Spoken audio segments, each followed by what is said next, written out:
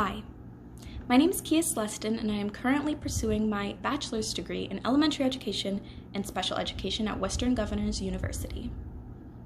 When I was 12, I entered the most transformative school year of my entire life. I had just moved to Arizona the previous year, and I was still struggling to immerse myself in a new environment and a new lifestyle. And frankly, I was failing at it. I was entering the 6th grade, and I quickly realized that I had been placed in a class of what you might call troublemakers. Every single day there was a new fight or mishap or tomfoolery, and it was incredibly overwhelming for a child who had a very weak support system.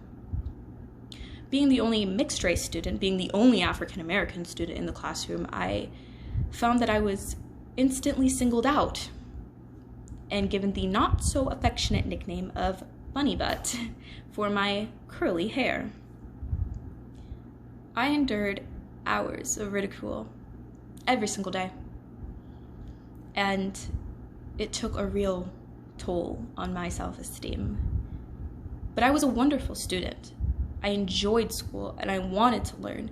I liked new concepts and challenges and ideas, but every single day it became more difficult to care, as it dawned on me that I'd spend the next 6 school years with these people that hated me for looking different. It was then that the one teacher I will never forget entered my life. Miss Meadows was a freckled, red-headed woman with a booming laugh and these intuitive, piercing eyes.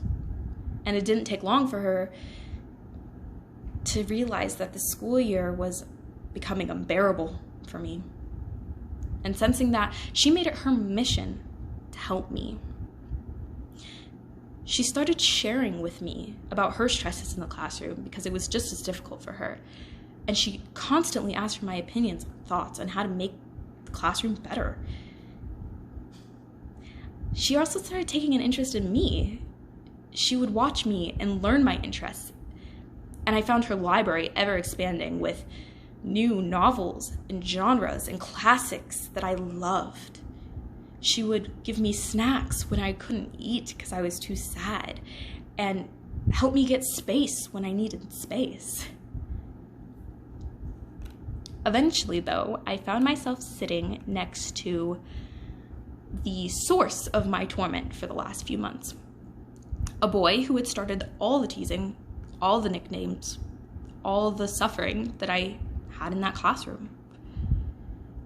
And I felt deceived and betrayed by my role model for doing that to me, making me endure 7 hours a day of his buffoonery.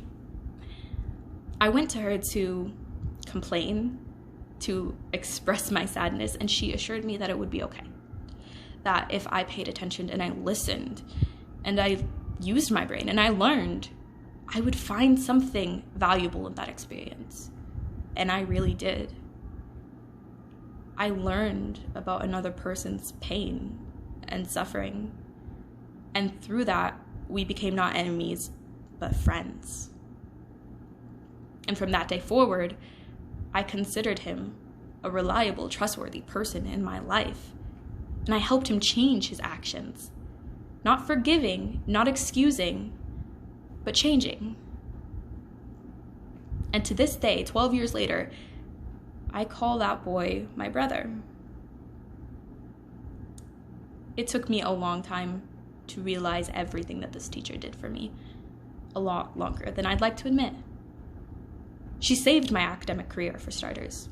She pulled me up from this dark, depressed path and showed me that there was another way to go.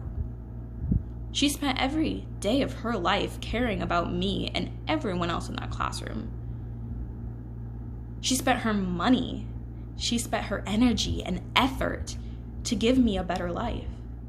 And if it wasn't for her, I can honestly tell you, I don't know where I would be right now.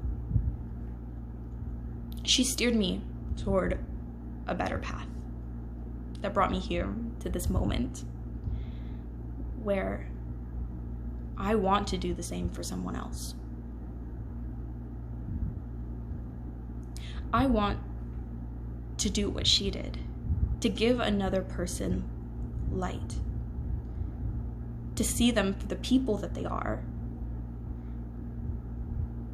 and help them reach their fullest potential.